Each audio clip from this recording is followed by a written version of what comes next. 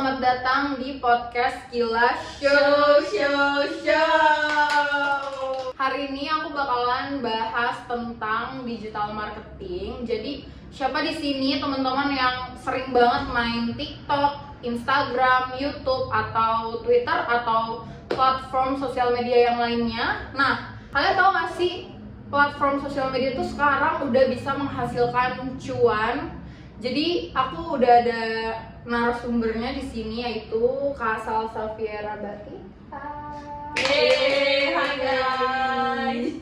Nah, gimana sih media dapat mempengaruhi kita dalam memilih produk? Apakah kita sebagai konsumen sadar akan pengaruh tersebut? Oke Kak, untuk mulai, kita tahu ya bahwa media sosial sekarang udah menjadi bagian besar dalam kehidupan kita sehari-hari. Bisa dijelasin nggak Kak sedikit bagaimana media sosial mulai berperan dalam dunia pemasaran? Oke. Nah, terus apa yang membedakan pemasaran melalui media sosial dengan pemasaran tradisional? I see. Makasih ya Kila udah diundang ke podcast ini, seru banget Ya kan? Seru banget. Nah, di sini juga aku akan sharing ya ke teman-teman semuanya tentang digital marketing. Jadi seberapa relevan nih untuk sosial media sampai mempengaruhi konsumen untuk membeli suatu produk gitu ya. Oke. Boleh nih Kak, langsung aja. Boleh. Nah, jadi buat teman-teman yang lagi berusaha untuk memulai small business, mungkin yang kita bicara dari situ dulu sebelum menuju ke strategi perusahaan-perusahaan yang besar gitu ya. Nah, sosial media ini salah satu platform yang cukup berpengaruh nih di era digital sekarang. Karena yang tadi Mbak Kila udah mention di awal ya. Jadi untuk sosial media tuh selain menggunakan campaign, terus kita juga ada kolaborasi sama influencer. Nah, itu perlu diatur dengan strategi digital marketing yang baik gitu. Nah, buat teman-teman nih yang ngerasa belum punya budget nih untuk endorse KOL atau pakai jasa selebgram untuk review produk-produknya, itu tenang aja, kalian bisa atur strategi marketing itu dengan menggunakan campaign-campaign yang seru gitu, yang relevan dengan target market kalian. Nah, kalian dari awal harus tahu nih market kalian tuh targetnya tuh kemana gitu. Jadi pengaruh media sosial ini memang sangat besar dalam proses pengambilan keputusan pembelian konsumen ya Kak? Ya, benar banget, karena sekarang orang-orang awam tuh mulai aware gitu sama apa yang ada di sosial media. Misalkan kita tuh suka banget makan pedas, terus kita scroll TikTok ada orang makan bakso mercon ya kan, auto ngiler, auto pengen, akhirnya apa? Kita order tuh yang dimakan sama orang-orang itu gitu. Jadi sebenarnya yang bisa menginfluence itu bukan cuma selebgram, tapi orang-orang biasa yang suka bikin konten, atau kita bisa mulai dari teman-teman kita yang kita minta tolong gitu buat bikin konten. Nah, itu sedikit banyak pasti akan narik konsumen juga gitu. Oke. Terus kalau misalnya saran nih untuk pemasaran yang ingin memanfaatkan media sosial dalam video-video mereka gitu, gimana tuh Kak? Nah, jadi yang pertama tadi yang aku udah mention ya, kalian tuh tentuin dulu target market kalian tuh siapa, dari golongan apa gitu ya. Terus kalian harus pede nih sama produk yang kalian jual. Kalau kalian ngerasa nih orang-orang ini nih target market gue, kayaknya bakalan suka nih sama si produk gue. Nah, dari situ kalian mulailah cari-cari materi konten-konten tuh yang relevan gitu, yang seru-seru, yang bener-bener bisa nge-guide reach atau engagement yang tinggi gitu. Jadi kalau misalkan dari sosial media, targetnya kalian jangan ke sales dulu, tapi targetnya itu ke insight. Jadi kalian coba lihat dari views, dari likes, dari komennya rame atau enggak. Nah, dari situ udah bagus, kalian udah dapet tuh 1 poin. Nah, coba continue terus bikin konsisten konten-konten kayak gitu, nanti pelan-pelan itu bisa direct ke sales gitu. Jadi jangan langsung berharap nih ya, buat teman-teman newbie ya. Jangan terlalu berharap bikin konten satu terus langsung laku gitu produknya. Itu tunggu dulu, pelan-pelan, masih ada step-step berikutnya gitu. Nanti di episode berikutnya ya, kita akan ada bahas CTA, yaitu call to action. Itu untuk konten-konten yang dikhususkan untuk direct ke sales. Gimana sih caranya? Itu stay tune ya, tunggu, jangan lupa di subscribe ya. Nanti akan muncul notifikasinya kalau kita udah upload video kedua gitu. Nah, berarti kalau misalnya yang tadi kamu bilang tuh Kak, kayak upload video satu itu jangan berharap dulu. Berarti tuh harus yang kayak uploadnya tuh langsung 10, langsung 20, kayak gitu nggak sih? 30. Jadi yang paling penting adalah konsisten dulu. Kalau misalkan kalian sanggupnya upload konten itu satu per hari, kalian boleh upload satu konten per hari, tapi itu benar-benar setiap hari rutin gitu. Terus setiap kontennya kalian juga rutin untuk review nih.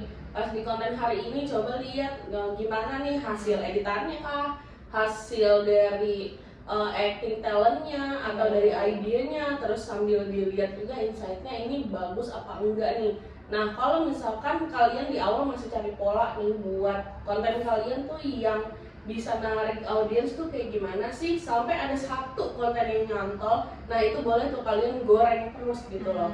Nah kalian bikin lagi di next episode-nya konten serupa tapi tetap dimodifikasi sampai orang-orang notice kalau oh ini adalah kontennya si brand A karena dia dari awal tuh rutin uploadnya tuh kayak gini gitu.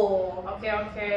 Makasih banyak nih Kak Salsa atas penjelasan yang sangat insightful. Sekarang kita buka sesi tanya jawab ya Kak.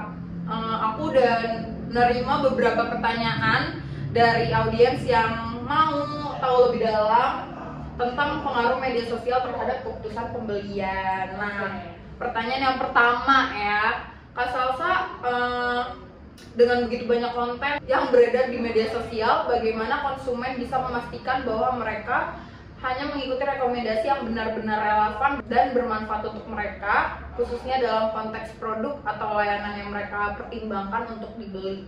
Nah, itu yang tadi kita udah sempat singgung sedikit di awal ya. Kalau sebelum pembuatan konten, jadi selama produksinya, yang perlu kita kaji adalah target market kita itu siapa gitu. Kalau misalkan target market kamu adalah Gen Z, terus nanti kamu bikin kontennya tuh yang kira-kira kayak ibu-ibu banget atau bapak-bapak banget, itu tuh yang gak bakal kena juga ke mereka gitu. Terus produk kalian tuh apa?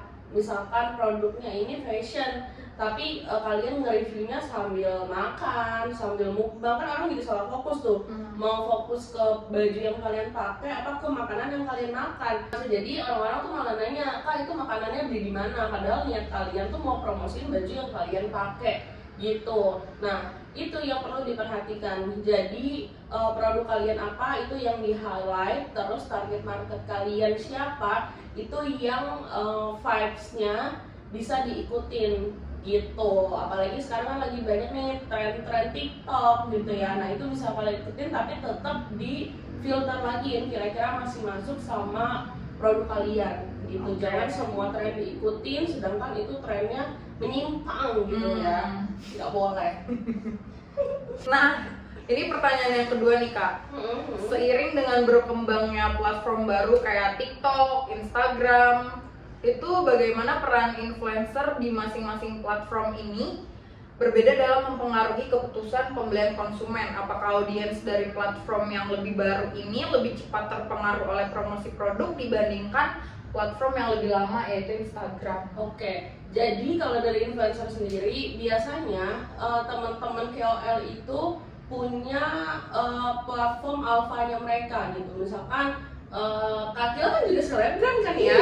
Nah, salah satunya Kakila ini dia tuh dari awal karirnya di industri entertainment itu di Instagram ya. Betul. Nah, kalau aku mainnya TikTok banget nih gitu. Nah, jadi seiring berjalannya konten-konten kita pun, walaupun itu di mirroring ya, kita upload ke dua platform, tapi audiens yang udah kebentuk di awal itu Kakila di Instagram, aku di TikTok ya, gitu. Jadi tetap beda guys. Nah, misalkan kalian produknya tuh lebih ke arah yang lumayan murah gitu harganya ya, itu biasanya lebih kena tuh di TikTok gitu. Nah kalian bisa lah tuh cari-cari KOL yang memang aktifnya dari awal itu di TikTok gitu. Tapi kalau kira-kira produk kalian tuh lumayan pricey, kalian boleh coba brandingnya itu di Instagram dulu. Nah berarti kolaborasinya juga dengan influencer yang dari awal sudah bertumbuh di Instagram gitu. Seperti kamu yang followersnya berapa sekarang? 2M ya? Kau selebgram. Emang suka bangga gitu ya. Iya. 3 juta maksudnya ya, 3M. Keren loh dia. Tangan untuk host. Untuk host. Oke, next ini pertanyaan ketiga Dari siapa itu username-nya Kak? dari Nando Fernando. Oh. Oke, ini pertanyaannya adalah era digital ini dengan segala perubahan algoritma di media sosial, bagaimana perusahaan bisa tetap menjaga efektivitas kampanye pemasaran mereka dan menghindari ketergantungan berlebihan pada influencer, terutama ketika algoritma media sosial sering berubah. Yes, ya ini pertanyaan yang bagus banget. Jadi kalau dari aku juga maunya perusahaan aku tuh nggak bergantung sama influencer ya. Makanya kita punya tim digital marketing untuk kreatifnya gitu. Jadi kita cari cara nih apa yang kira-kira menarik audiens tapi tanpa influencer, salah satunya dengan campaign-campaign yang menarik gitu. Misalkan kita jualan fashion nih, ada sepatu, ada tas. Nah sekarang mau menuntut apa? Back to school. Betul banget. Jadi kita bisa nih manfaatkan momen ini. Kita tahu nih anak-anak sekolah tuh kebutuhannya apa sih? Sepatu, tas, kaos kaki, yang mana kita bisa provide nih dari barang-barang yang kita bisa jual. Kita bikinlah campaign back to school. Kalian mau kasih promo boleh, mau bikin seolah-olah si konten kreatornya ini adalah anak sekolah itu boleh. Jadi bener-bener digoreng barang-barang yang kita bisa pakai untuk sekolah gitu. Itu salah satu contoh campaign yang menarik gitu Kak Kila. Ini aku mau nanya nih Kak, kan biasanya kan ada diskon spesial double date. Nah itu tuh skala pembeliannya tuh lebih banyak dari yang hari-hari biasa atau kayak sama aja? Oke, jadi double date ini bisa berpengaruh salah satunya dari campaign tadi dulu. Oh, iya. Kalau kalian campaignnya udah bagus, kalian bisa ngebakar nih momentum apa, misalkan momentum double date nih, kemarin kita habis 77. Nah, dari sebelum tanggal 7-nya, kita udah bikin sesuatu nih, sampai orang tuh nunggu-nunggu si double date itu akan ada apa gitu, ada promo voucher, apa ada flash sale, atau ada barang-barang new arrival di tanggal 77 itu. Nah, sampailah di tanggal 77 orang tuh bener-bener nungguin nih apa yang toko kita kasih. Nah, kalau misalkan dari campaign kalian udah bagus, itu pasti bisa berimpact sama penjualan, bisa sampai 10 kali lipat dari hari biasanya. Gitu. Oke. Jadi harus dimantepin dulu untuk strateginya, mulai dari campaignnya sama dari promoannya. Nah, promoannya ini kalian juga harus dipertimbangkan nih, jangan sampai bikin boncos gitu. Kira-kira promonya yang kayak gimana nih supaya bisa narik pelanggan, tapi jangan sampai bikin perusahaan rugi juga gitu Kak. Jadi untuk media sosial ini pengaruhnya tuh sangat besar ya, Sangat besar bagi kita, bagi Gen Z dan semuanya. Nah, buat teman-teman, ada nggak nih yang mau disampaikan lagi Kak Salsa buat teman-teman semuanya? Kalau aku sih ya, yang penting teman-teman itu kreatif dulu di awal, terus punya niat untuk berjualan, untuk berbisnis. Kalau misalkan kalian udah punya dua itu, insya Allah ya guys ya, nanti kalian bisa mengolah sosial media kalian tuh dengan baik. Dan jangan cepat puas, kalian harus terus gali nih, belajar sampai kalian udah nemuin persona konten kalian tuh kayak gimana, campaign kita tuh biasanya kayak gimana, kolaborasinya sama siapa. Jadi jangan sampai salah ambil keputusan gitu. Sayang banget kalau misalkan kalian punya budget nih lumayan gede gitu ya, terus kalian langsung endorse KOL yang lagi naik nih, selebgram, sedangkan produk kalian tuh nggak matching gitu sama personanya si KOL itu. Apalagi target market kita juga bukan followersnya dia gitu. Nah, kita bayar mahal sesuai rate dia, tapi impactnya tuh nggak dapet. Itu sering banget kejadian kalau orang itu FOMO ya, nggak punya strategi marketing yang mantep gitu. Jadi jangan cepat ambil keputusan, coba dikaji ulang lagi kalau ngeluarin cost yang lumayan besar. Ya toh. Oke, aku mau nanya nih. Ya mau nikah ini berapa menit? Aku mau tanya, favorit selebgram kakak apa sih? Siapa? Kalau aku ya, tapi sayang banget sih ini dia akunnya habis ke ban kan. Oh, siapa? SAS Q1 A underscore. Tapi dia akunnya ke ban gara-gara lagi videoin apa kak? Anak kecil telanjang ya? Itu jangan dicontoh ya guys ya. Sebenarnya tuh dia kontennya bagus-bagus banget, followersnya juga udah banyak ya, tapi akibat kecerobohannya akhirnya akunnya hilang. Waduh, sayang itu. banget. Nah itu untuk proses pengembalian akunnya. Kalau misalkan ditolak sama platformnya terus dia bikin akun baru, itu dia benar-benar harus dari nol lagi ya gitu. Jadi sekarang tuh lagi kehilangan gitu guys sama influencer favorit aku, karena dia udah gak pernah muncul lagi di FYP, gak pernah live sambil curhat gitu tentang mantannya sambil curly rambut, itu udah gak pernah. Kalau Kak Salsa sendiri pernah nyoba buat affiliate gak di TikTok? Oke, jadi kalau buat affiliate aku tuh pernah coba dan aku juga nge-handle ya sebagai digital marketing. Nah untuk affiliate ini lumayan berpengaruh. Sebenarnya kita tuh sebagai seller bisa kasih up to 5% commission ya buat teman-teman afiliator. Cuman kadang tuh kita harus lebih bijak lagi dalam pemberian free samples gitu, karena kalau misalkan HPP produk kalian tinggi terus kalian bagi-bagi nih free sample ke beberapa afiliator, sedangkan feedbacknya belum tentu sebesar itu, yang terjadi adalah boncos lagi gitu. Jadi ini juga salah satu yang harus kalian think twice ya, harus lebih bijak lagi untuk bagi-bagi free samples, karena mungkin kelihatannya kayak udahlah bagi cuma berapa, 10 gitu, tapi kalau dikali 10 tuh lumayan banget, sedangkan dari 10 konten yang mereka upload paling cuma 1 gitu yang nyangkut pembeliannya. Nah itu lumayan berasa tuh, jadi ada tsunami. maaf ya guys. Jadi kalian juga harus perhatiin, mungkin kalau dirasa pemberian commission untuk barang yang dijual sama afiliator tuh udah cukup tinggi presentasenya, berarti untuk free samplesnya juga nggak perlu atau mungkin dikurangi gitu. Oke. Kamu sendiri pernah jadi afiliator nggak? Aku baru nyoba sih Kak. Oke, biasanya itu produk apa?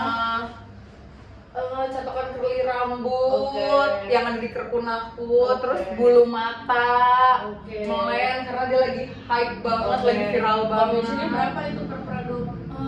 Aku belum cek sih. 3%. Iya, biasanya tuh 3% sampai 5%-an lah, tapi lumayan guys, cuan. Nah Balik kalau lagi. ini nama kontennya itu UGC. Nah jadi kalau misalkan kamu kan sekarang akun kamu hilang ya? Iya.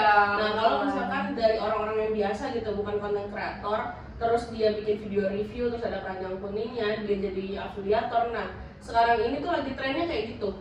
Jadi bukan orang yang to the point gitu di endorse, nggak yang kayak hai guys aku dikirimin ini gitu. Nah konten-konten kayak gitu yang sekarang lagi banyak banget di skip gitu, jadi orang-orang tuh nggak mau nonton.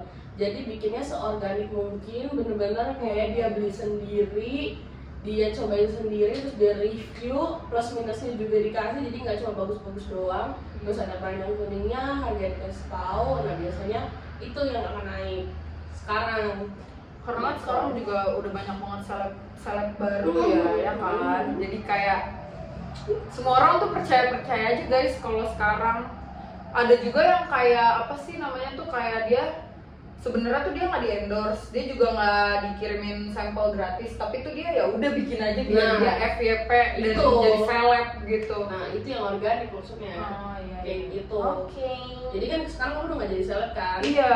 Nah itu kamu bikin konten-konten organik. Iya kok. Oke, makasih banyak. Ini berasa ya?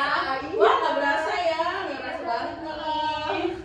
Oke guys, demikian episode kali ini. Terima kasih banyak semuanya yang udah nonton video podcast aku dan Kak Salsa. Semoga kalian semua jadi lebih ngerti lagi tentang digital marketing. Semoga kalian bisa jauh lebih paham gimana sih cara mainin sosial media gitu ya guys. Oke, bye semuanya.